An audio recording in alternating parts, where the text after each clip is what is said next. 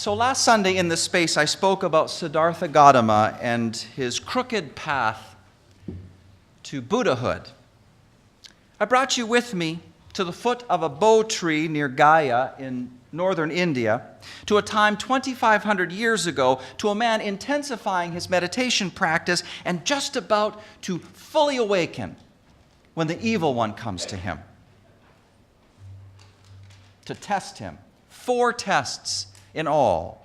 But it's the second one that we are interested in right now. In this second test, the evil one took on the form of Mara, Lord of Death. And all of a sudden, Siddhartha experienced himself surrounded on all sides by things which threatened destruction and doom.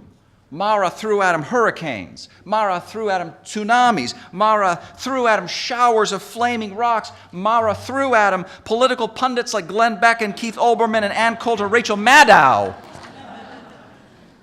Okay, well, not that last part. He didn't. But perhaps you can see how they fit right in. Can you see that? Outrage culture is doomsday rhetoric. Outrage talk strips an opponent of complexity and humanity and sympathy and makes of them a horseman or horsewoman of the apocalypse. And the question becomes, are we going to be able to come through the Lord of Death's assaults like Siddhartha came through in his day? Where are we going to be the day after the election, I ask you? Now, make no mistake about it, we are sitting at the base of the bo tree with Siddhartha. We are being tempted too. Does not matter if the place is America, the time is now, and we happen to be perched in front of some kind of computer or TV screen. The same thing that happened to the Buddha is happening to us spiritually as individuals and as a nation. And what I want to do now is talk about how to pass the test and come on through to get on to the other side. And the first thing is to become aware of all the factors that make us susceptible to outrage culture. There's many, and I'm going to discuss just 4 here. One has to do with the chronic sense of feeling distressed. Lots of sources of this, from small to large, from the everyday onslaught of traffic, from everyday indignities like having to wait in line or wait at the doctor's office, all the way to big problems like racism and sexism and poverty and the current presidential election. Chronic stress. It tends to compromise a person's emotional immune system. It makes it tempting to reach for quick solutions, but solutions that are in the long run harmful. Now, a special source of this chronic feeling of distress has emerged only in the past generation. It's new. You know, if you were back there in the 1990s, like I was, you might have looked upon the advent of the internet as something that was salvific. Something that was salvific. It was seen as a place that was going to bring people together, was going to bring us together. Instead, what we have seen is the creation of a high-choice media environment in which people searching to confirm their biases can reliably find something to do that. Conservatives can go to Fox News. Liberals can go to MSNBC. Conservatives can cultivate conservative Facebook friends. Liberals can cultivate their liberal Facebook friends. It means that within a generation, things have evolved to the point where you can no longer assume that the person you are talking to exists in the same world of understanding that you exist in. You cannot assume that anymore. Hillary Clinton's emails, Donald Trump's sexual bullying, those are plain facts.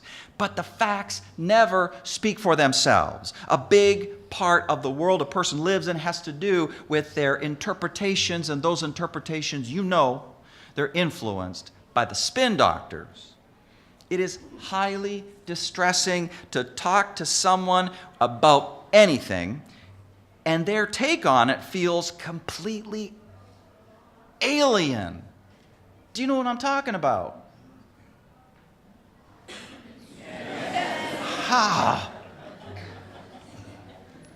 It feels horrible. And when this talk takes place behind a computer screen, some kind of screen, there's not even verbal, nonverbal communication happening to remind you that you are still talking to a human being.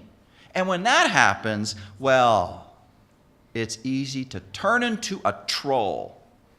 It is easy to turn bully. A third factor is the underground stream of resentment that flows through every human heart.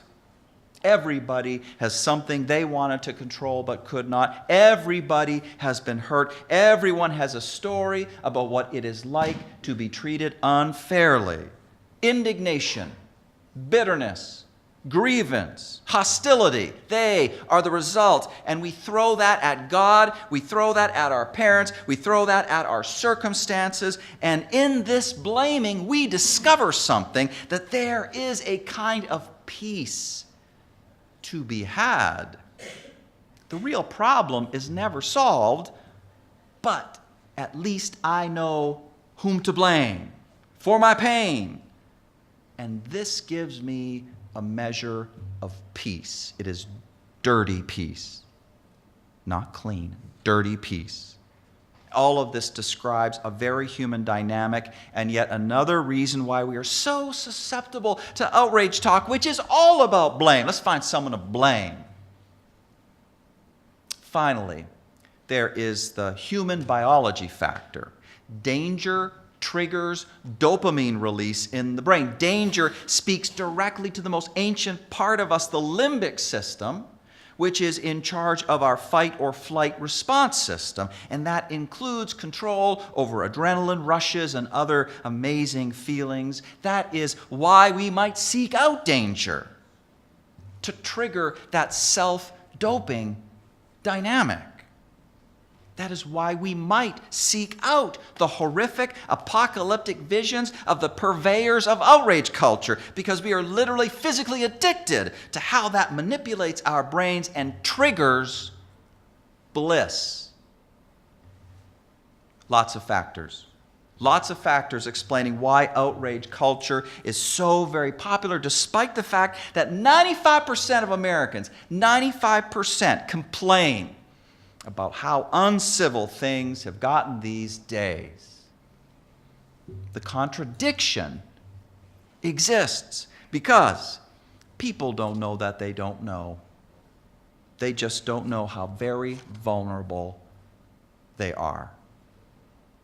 And we need to know moving forwards. Unless we do, and unless we do something about it, we fail the test. And we're not talking about a demon. We're talking about our country. Our country hurts for it, suffers. Writer Susan Sontag was once asked what she had learned from the Holocaust. And she said that 10% of any population is cruel, no matter what. 10% is merciful, no matter what. And the remaining 80% could be moved in either direction. That is what she said. But what's happening to the Republican Party right now is ample warning that if you use outrage to move the masses, in the end, all you do is bring down a plague upon your house. The revolution eats itself. Outrage is no way to move the 80% into acts of love and justice. It is not. Outrage is no way even to move oneself. Michael Brendan Doherty, in his article, Why We're Addicted to Online Outrage, says, but we should consider the possibility that fake outrage is popular precisely because it is an indulgence that requires so very little from us. Fake outrage allows us to hide within the mob, to feel righteous without doing much of anything, to feel like martyrs from words not even spoken directly to us. If, he says, we subtracted all the outrage talk tomorrow, most of us would continue to do what we are already doing about the Syrian refugee crisis or faraway famine or unjust war, and that is nothing. And I know those are hard words. Those are hard words. But we must take a good hard look at the indulgence that outrage talk for both the political right and left, for both sides, all sides, has become. We must each take a hard look at the conversations we might have had online where we thought that our outrage could really reach out and change a person's mind, but what happened instead is that we deepened someone's entrenchment in what they already believed, and we also lost a family member or a friend. To pass the test of Mara, Lord of Death, Siddhartha Gautama had to renounce his attachment to physical permanence. And we here now, we too must renounce things. We must renounce our attachment to busyness, which pushes us constantly and continually into the traffic and noise and agitation of daily life. We must seek out times of quiet and calm as ways to build up our emotional immune systems. This is what the American Psychological Association says. It says, read just enough to stay informed. And be sure to take breaks from social media. People, in the next days of the election.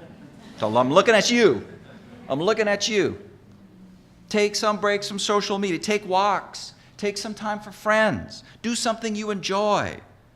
Constant exposure to agitation sucks us dry. So that when it really is time to act, we can't. We got no gas in the tank. But it does not have to be that way. Another thing to renounce, our attachment to what we heard Michael Brandon Dougherty describe as hiding within the mob, feeling righteous without doing much of anything. But you know, it is something to have a real non-Facebook, non-screen mediated conversation with someone who holds a different point of view. That is something. That is something. It is something to accomplish what the great 17th century philosopher Blaise Pascal lined out as the best strategy for changing someone's mind. You want to know what that strategy is? You want to know? No, seriously, this is good junk. This is good. Oh my God, thank you so much. No, that was cool. Thank you. Listen, this is only the best stuff for you guys. Seriously. So here we go. This is what he said. When we wish to correct with advantage and to show another that he errs, we must notice from what side he views the matter. For on that side it is usually true, and admit that truth to him, but reveal to him the side on which it is false. He is satisfied with that, for he sees that he was not mistaken, and that he only failed to see all sides. Pascal goes on, now, no one is offended at not seeing everything, but one does not like to be mistaken. And that perhaps arises from the fact that man naturally cannot see everything, and that naturally he cannot err at the side he looks at, since the perceptions of our senses are always true. Now, did you hear that? The finesse in that kind of conversation. It's this. No one has to be wrong, but a person can fail to see something from all sides. This is something. A conversation like this is something. We are not enemies. We are friends, said Abraham Lincoln. We must not be enemies. Though passion may have strained, it must not break the bonds of affection. But we won't be able to feel that affection unless we renounce our attachment to hiding within the outraged mob. We must not hide. We must show up to the work, which is this. It is the work of diverse people trying to share America. That's it. America is a thing that is shared. Yet a third thing to renounce: the attachment to the pleasure in outrage. To that. Some pundit, he blows his stack and he says something vicious and it feels delicious. Right? And you know what you got to do and what I got to do? Change the channel. We must look away. Don't do drugs. I never thought I'd say that from the pulpit. Don't do drugs. Do not indulge in the purveyors of outrage who are literally inviting you into a full-blown physical-based addiction. That is what they are doing. Don't do drugs, people. Don't do it. And finally, this. We must renounce our attachment to the idea that outrage is somehow virtuous or clean, that the very intensity of our feelings is itself proof that we are right and they are wrong. Let me tell you, there are things we got to get angry about. There are things to get angry about. That the minimum wage keeps on shrinking with inflation so that it is now only 2/3 of what it was in 1968. That too big to fail banks are still too big to fail. That it is harder to vote. That lies and half-lies pollute our informational environment. That the FBI just tampered with a presidential election.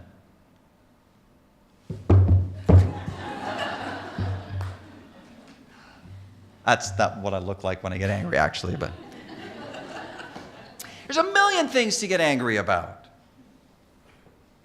But there is no justification to go straight to the negative, to assume the worst, to believe something taken out of context, a false statistic. There is no justification to dehumanize the supposed offender. Anger is one thing. Anger is what gives us energy to make changes. Anger is what will give you the energy, I hope, to get out there and vote if you have not already. But outrage, another thing entirely. Outrage is about staying in the chaos. Outrage is about activating, says writer Steve Allman, our deepest resentments in a closed system of scorn and self-congratulation. Staying in that muck. That's what outrage is about. You know, as a preacher in the 19th century, Lyman Abbott, he once said this. He said, "Do not teach your children never to be angry. Teach them how to be angry."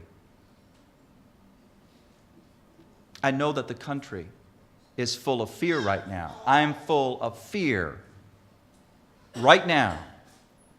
It is a fearful time, and we are all vulnerable to outrage. But we must not let the Lord of death distract us from living our Unitarian Universalist values in 21st century America, which is a crooked path, let me tell you. 21st century America.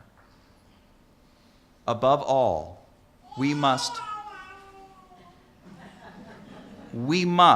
not get so caught up in all the swirling emotions out there that we lose sight of the power and preciousness of the community that is within here, that will sustain us no matter what happens, no matter who is elected President of the United States. This place, in acts of love and justice, the support it will give will support us. We will be fine. We will find a way together. Do you hear me? Amen.